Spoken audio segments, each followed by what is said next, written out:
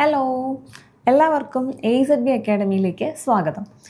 നമ്മുടെ SSC MTS 2025 എല്ലാവരും എക്സാമിന് വേണ്ടി തയ്യാറെടുത്തുകൊണ്ടിരിക്കുകയാണ്. നന്നായിട്ട് നിങ്ങളുടെ പ്രിപ്പറേഷൻസ് ഒക്കെ നടക്കാമെന്നറിയാം. അപ്പോൾ SSC MTS ഈ വർഷം മലയാളത്തിലും എക്സാം അറ്റൻഡ് ചെയ്യാൻ പറ്റും. മലയാളത്തിൽ എക്സാം അറ്റൻഡ് ചെയ്യാനായിട്ട് താല്പര്യമുള്ളവർക്ക് ഏറ്റവും ഒരു വലിയ കൺസേൺ എന്ന് പറയുന്നത് നോട്ട്സ് ക്ലാസ് ഒന്നും മലയാളത്തിലെങ്ങും അവൈലബിൾ അല്ല അല്ലേ. അപ്പോൾ അങ്ങനെയുള്ളവർക്ക് വേണ്ടിയിട്ട് നമ്മുടെ AZB അക്കാഡമി ഒരു 2 months ക്രാഷ് കോഴ്സ് ലോഞ്ച് ചെയ്തിട്ടുണ്ട്. SSC MTS 2025 60 days crash course. അപ്പോൾ നമ്മുടെ കംപ്ലീറ്റ് സിലബസും MTSൻ്റെ കംപ്ലീറ്റ് സിലബസ് 2 മാസം കൊണ്ട് കവർ ചെയ്യുന്നുണ്ട്.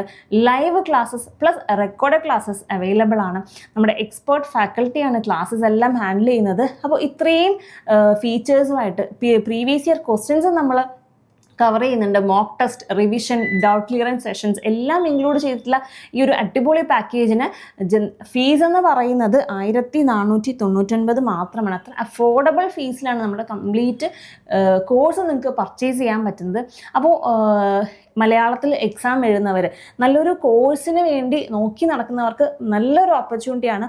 അപ്പോൾ നിങ്ങൾ കൂടുതൽ ഡീറ്റെയിൽസിനായിട്ട് കോൺടാക്ട് നമ്പറിൽ ബന്ധപ്പെടാം. അതോടൊപ്പം തന്നെ നമ്മുടെ ഗൂഗിൾ ഷീറ്റ് കൊടുത്തിട്ടുണ്ട്. അപ്പോൾ അത് ഫില്ല് ചെയ്ത് കൂടുതൽ ഡീറ്റെയിൽസ് അറിയാവുന്നതാണ്. അപ്പോൾ ഇപ്പോൾ നമ്മുടെ SSCയുടെ വെൻഡറൊക്കെ ചേഞ്ച് ആയിട്ടുണ്ട് അല്ലേ.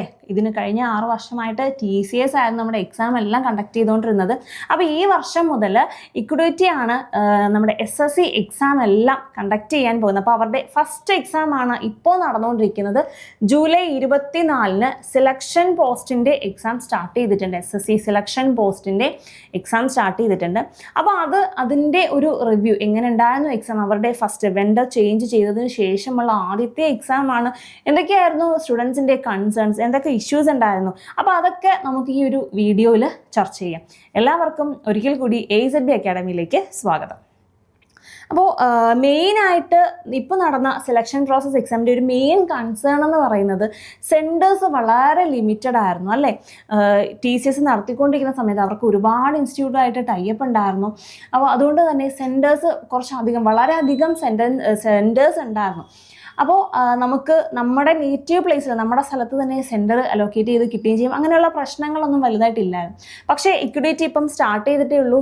തുടക്കത്തിലായതുകൊണ്ട് തന്നെ അവർക്ക് സെൻറ്റേഴ്സ് മറ്റ് ഇൻസ്റ്റിറ്റ്യൂട്ടായിട്ടുള്ള ടൈപ്പ് കുറവാണ്. അവർ വരുന്നതേ ഉള്ളൂ, ടൈപ്പിൽ ഏർപ്പെടുന്നതേ ഉള്ളൂ. അപ്പോൾ അതുകൊണ്ട് തന്നെ വളരെ ലിമിറ്റഡ് നമ്പർ ഓഫ് സെൻറ്റേഴ്സാണ് എല്ലായിടവും ഉള്ളത്. ഓൾ ഇന്ത്യ ബേസ് ചെയ്ത് നോക്കുകയാണെങ്കിൽ സെൻറ്റേഴ്സ് വളരെ ചുരുക്കമാണ്. സോ അതിൻ്റെ ഒരു ഡ്രോബാക്ക് എന്ന് പറയുന്നത് നമ്മുടെ സ്റ്റേറ്റിൽ പോലും ചില സ്റ്റുഡൻസിന് അപ്ലൈ ചെയ്ത സ്റ്റേറ്റിൽ പോലും അവരുടെ എക്സാം സെൻറ്റർ ലഭിച്ചിട്ടില്ല. തൊട്ടടുത്ത സ്റ്റേറ്റിലൊക്കെയാണ് എക്സാം സെൻറ്റേഴ്സ് കിട്ടിയിട്ടുള്ളത്. ട്രിവാൻഡ്രം, കൊല്ലം, കോട്ടയം ഒക്കെ വെച്ചവർക്ക് മംഗലാപുരം സെൻറ്റർ കിട്ടിയിട്ടുണ്ട്. അതുപോലെ തന്നെ തൃശ്ശൂരൊക്കെ വെച്ചവർക്ക് കോഴിക്കോട് സെൻറ്റർ കിട്ടി. കൊല്ലം വെച്ചവർക്ക് കോഴിക്കോട് സെൻറ്റർ കിട്ടിയിട്ടുണ്ട്. വളരെ ചുരുക്കം പേർക്ക് മാത്രമേ ഉള്ളൂ അവർ കൊടുത്ത സെൻറ്റർ തന്നെ. ഇപ്പോൾ ട്രിവാൻഡ്രം വെച്ചവർക്ക് ട്രിവാൻഡ്രം തന്നെ കിട്ടിയിട്ടുള്ളത് വളരെ ചുരുക്കം കേസുകളിലേ ഉള്ളൂ. അല്ലാതെ എല്ലാവർക്കും അവർ ആ കൊടുത്ത 3 ഓപ്ഷൻ പോലും അവർക്ക് കിട്ടിയിട്ടില്ല. ഔട്ട്സൈഡ് ആണ് കിട്ടിയില്ല. ഇപ്പം നോർത്തിൻ്റെ കേസൊക്കെ എടുക്കുകയാണെന്നുണ്ടെങ്കിൽ വെസ്റ്റ് ബംഗാൾ അപ്ലൈ ചെയ്തവർക്ക് ജാർഖണ്ഡിലാണ്, റാഞ്ചിയിലൊക്കെയാണ് കിട്ടിയിട്ടുള്ളത്. അപ്പോൾ ഈ സെൻറ്റർ ലിമിറ്റഡിൻ്റെ ഒരു പ്രശ്നമാണ് ഈ ഒരു ലോങ് ഡിസ്റ്റൻസിൽ എക്സാം സെൻറ്റർ അലോക്കേറ്റ് ചെയ്ത് കൊടുത്തിട്ടുള്ളത്. അപ്പോൾ വരും എക്സാംസിൽ ഇക്വിറ്റി കൂടുതൽ ഓർഗനൈസേഷൻസുമായിട്ട് ടൈപ്പിൽ ഏർപ്പെടും. അപ്പോൾ ഈ ഒരു പ്രശ്നം പരിഹരിക്കും എന്ന് തന്നെ നമുക്ക് വിശ്വസിക്കാം അല്ലേ. പിന്നീടൊരു കൺസേൺ പറയുന്നത് അഡ്മിറ്റ് കാർഡ്സ്. പൊതുവേ നമ്മുടെ SSC 10 ദിവസം മുൻപ് നിങ്ങൾക്ക് സിറ്റി ഇൻറ്റിമിഡേഷൻ വരും. 4 ദിവസം മുൻപാണ് നിങ്ങളുടെ അഡ്മിറ്റ് കാർഡ് നിങ്ങൾക്ക് റിലീസ് ആവുന്നത്. എവിടെയാണ് എക്സാക്റ്റ് സെൻറ്റർ എന്നുള്ളത് 4 ദിവസം മുൻപ് അറിയാം.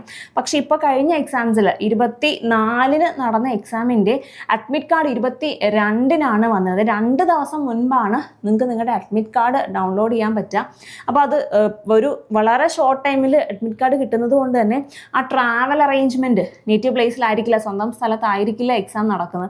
അപ്പോൾ ആ ട്രാവൽ അറേഞ്ച്മെൻറ്റ് ചെയ്യാൻ പറ്റാത്തത് കൊണ്ട് ഒരുപാട് കാൻഡിഡേറ്റ്സിന് ഈ വർഷം സെലക്ഷൻ പോസ്റ്റിൻ്റെ എക്സാം എഴുതാൻ പറ്റിയിട്ടില്ല. ഒരുപാട് പേര് ആ എക്സാമിന് പോയിട്ടില്ല. കാരണം ട്രാവൽ അറേഞ്ച് അവർക്ക് ചെയ്യാൻ പറ്റാത്തത് കൊണ്ട് അതൊരു വലിയൊരു കേസ് തന്നെയാണ്, വലിയൊരു പ്രശ്നം തന്നെയാണ്. അപ്പോൾ വരും എക്സാംസ് അവരത് റിസോൾവ് ചെയ്യട്ടെ, കൂടുതൽ സെൻറ്റേഴ്സ് വരട്ടെ. മുന്നേ കൂടി തന്നെ അഡ്മിറ്റ് കാർഡ് അവർക്ക് വന്നു കഴിഞ്ഞാൽ ആ ഒരു പ്രോബ്ലം എന്തായാലും സോൾവ് ആവുമെന്ന് നമുക്ക് പ്രതീക്ഷിക്കാം. ഓക്കെ, നമ്മുടെ SSCയുടെ ഫ്രിസ്കിംഗ് പ്രോസസ്സ് എല്ലാവരും പറയാണ്ട് ഭയങ്കര ഫ്രിസ്കിംഗ് ആയിരുന്നു, ഭയങ്കര ചെക്കിംഗ് ആയിരുന്നു, ഫുൾ തറവ് ചെക്ക് ചെയ്തു, അതിന് ഒരുപാട് ടൈം പോയി എന്ന രീതിയിലൊക്കെ നമ്മൾ കേട്ടിട്ടുണ്ട് അല്ലേ. പക്ഷെ ഇപ്പോൾ നടന്ന എക്സാമിന് TCS മാറി എക്വിഡിറ്റി വന്നപ്പോൾ ഫ്രിസ്കിങ്ങിൽ പ്രതീക്ഷിച്ചത്ര എന്താണ് സ്ട്രിക്ട്നെസ് ഒന്നും ഇല്ലായിരുന്നു.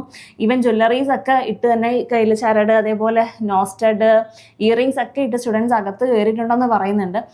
പക്ഷെ നല്ല രീതിയിൽ ഫ്രിസ്കിംഗ് നടന്ന പ്ലേസസും ഉണ്ട്. ആലപ്പുഴയിൽ കഴിഞ്ഞ എക്സാം സെൻറ്റർ ഉണ്ടായിരുന്ന അവിടെയുള്ളവർക്കൊക്കെ നല്ല രീതിയിൽ ഫ്രിസ്കിംഗ് ഉണ്ടായിരുന്നു. എക്സാം നല്ല സ്ട്രിക്റ്റായിട്ട് തന്നെയാണ് അവരെ ആ ഒരു പ്രോസസ്സ് എല്ലാം കഴിഞ്ഞ് അകത്തോട്ട് കടത്തി വിട്ടത്. അപ്പോൾ ചില സ്ഥലങ്ങളിൽ ആ ഒരു ഫ്രിസ്കിംഗ് അത്ര ടൈറ്റ് അല്ലായിരുന്നു. മറ്റ് സ്ഥലങ്ങളിൽ വേറെ സ്ഥലങ്ങളിലൊക്കെ ആലപ്പുഴ അങ്ങനെയുള്ള സ്ഥലങ്ങളിലൊക്കെ നല്ല രീതിയിൽ ആ ഒരു ഫ്രിസ്കിംഗ് ഒക്കെ നന്നായിട്ട് നടന്നിട്ടുണ്ടായിരുന്നു. അപ്പോൾ രണ്ട് രീതിയിലും എക്സാംസ് കണ്ടക്ട് ചെയ്ത്, രണ്ട് രീതിയിൽ അത് ചിലപ്പോൾ ഒരു പക്ഷേ അവരുടെ ആ ഒരു അവർ വന്ന് സ്റ്റാർട്ട് ചെയ്തിട്ടേ ഉള്ളൂ, അപ്പോൾ അതിൻ്റെ ആയിരിക്കാം, അറിവില്ലാത്തത് കൊണ്ടായിരിക്കാം കമ്മിങ് എക്സാംസിന് അതൊക്കെ അവർ മേക്കപ്പ് ചെയ്ത് എടുക്കാം എന്ന് നമുക്ക് വിശ്വസിക്കാം അല്ലേ. എക്സാം മാനേജ്മെൻറ്റിൻ്റെ കാര്യം എടുക്കുകയാണെങ്കിൽ ഒരുപാട് പേര് പറഞ്ഞു വേസ്റ്റ് എക്സ്പീരിയൻസ് ആയിരുന്നു എക്സാം മാനേജ്മെൻറ്റിൻ്റെ കേസിൽ.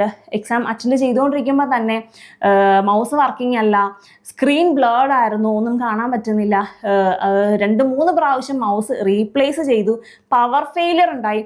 അങ്ങനെ പൊതുവേ പരാതികളുടെ ഒരു കുമ്പാരമായിരുന്നു നമ്മുടെ സെലക്ഷൻ പോസ്റ്റ് എക്സാം നടന്നിട്ടുള്ളത്. ഫസ്റ്റ് ടൈം ആയതുകൊണ്ടായിരിക്കാം എന്ന് നമുക്ക് വീണ്ടും നമുക്ക് ആ ഒരു കാര്യം കൊണ്ടായിരിക്കാം കമ്മിങ് എക്സാംസിൽ CGL ഒക്കെ എല്ലാവരും ഉറ്റുനോക്കുന്ന എക്സാമാണ്. CGL, CHSL, MTS ഒക്കെ വരികയാണ്.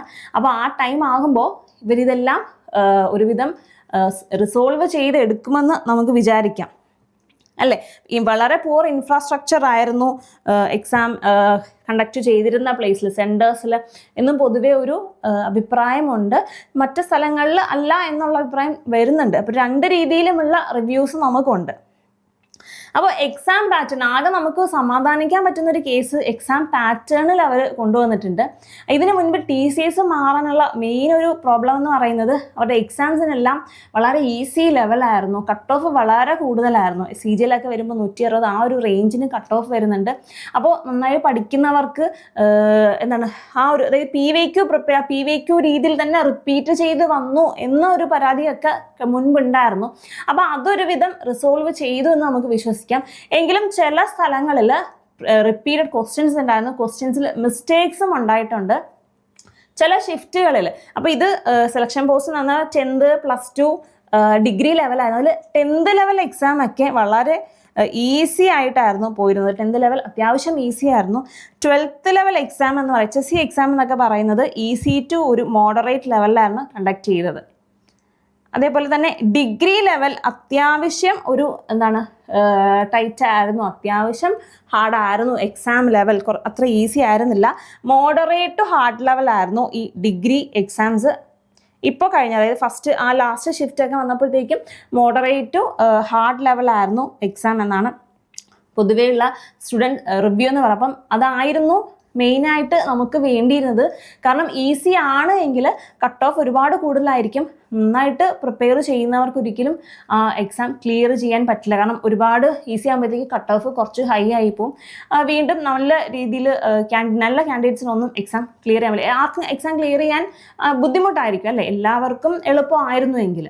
അപ്പോൾ ഇപ്പം നടന്ന എക്സാമിൻ്റെ ഒരു പോസിറ്റീവ് സൈഡ് എന്ന് പറയുന്നത് ഡിഗ്രി ലെവൽ എക്സാം ഒക്കെ അത്യാവശ്യം ടഫായിരുന്നു, മോഡറേറ്റ് ടു ഹാർഡ് ലെവലായിരുന്നു. അപ്പോൾ അതുകൊണ്ട് തന്നെ കട്ട് ഓഫ് കുറയുമെന്ന് പ്രതീക്ഷിക്കും. അപ്പോൾ ഈ ഒരു ലെവലാണ് എങ്കിൽ CGL എക്സാമൊക്കെ ഈ ഒരു മോഡറേറ്റ് ടു ഹൈ ലെവലാണ് എങ്കിൽ കട്ട് ഓഫ് കഴിഞ്ഞ വർഷങ്ങളിൽ TCS നടത്തിയപ്പോൾ ഉണ്ടായിരുന്ന വർഷങ്ങളെ അപേക്ഷിച്ച് കുറവായിരിക്കാം എന്ന് നമുക്ക് പ്രതീക്ഷിക്കാം. അപ്പോൾ ഒരു പോസിറ്റീവ് സൈഡ് ഈ ഒരു എക്സാം ഇപ്പം നടന്ന എക്വിഡിറ്റി നടത്തിയ എക്സാംസിൽ ഈ ഒരു പോസിറ്റീവ് സൈഡ് ഉണ്ട്. അപ്പോൾ ബാക്കി നെഗറ്റീവ്സ് എല്ലാം അവർ റിസോൾവ് ചെയ്തെടുത്ത് എല്ലാം വരും എക്സാംസിൽ, ഇനി വരുന്ന CHSL, CGL, MTS പോലുള്ള എക്സാംസിൽ അതെല്ലാം റിസോൾവ് ചെയ്തെടുക്കാൻ തന്നെ നമുക്ക് പ്രതീക്ഷിക്കാം അല്ലേ. അപ്പോൾ നിങ്ങൾ എന്തായാലും നിങ്ങളുടെ എക്സാമിന് വേണ്ടിയിട്ട് നന്നായിട്ട് പ്രിപ്പയർ ചെയ്യുക. ഈവൻ നിങ്ങൾ എക്സാമിന് പോകുമ്പോൾ ഇതെല്ലാം പ്രതീക്ഷിച്ച് പോയി കഴിഞ്ഞാൽ അവിടെ ചെന്നൊരു ടെൻഷൻ ആവില്ലല്ലോ. ഇങ്ങനെയൊക്കെ സംഭവങ്ങളുണ്ട്, ചിലപ്പോൾ ഫ്രിസ്കിംഗ് ഒക്കെ ഭയങ്കര പൂർ ആയിരിക്കാം, അല്ലെങ്കിൽ സിസ്റ്റത്തിനെങ്കിൽ. അപ്പോൾ ആ ഒരു മൈൻഡ് സെറ്റ് ഒന്ന് ആക്കി വെച്ച് പോവുകയാണെങ്കിൽ കുറച്ചും കൂടെ നിങ്ങളുടെ എക്സാം നിങ്ങൾക്കൊന്ന് റിലീവായിട്ട് കുറച്ച് കൂളായിട്ട് എക്സാം അറ്റൻഡ് ചെയ്യാൻ പറ്റും. അപ്പോൾ വരുന്ന എക്സാംസ് എല്ലാവരും നന്നായിട്ട് അറ്റൻഡ് ചെയ്യുക. വീണ്ടും നമുക്ക് മറ്റൊരു വീഡിയോയിലൂടെ കാണാം. എല്ലാവർക്കും താങ്ക് യു.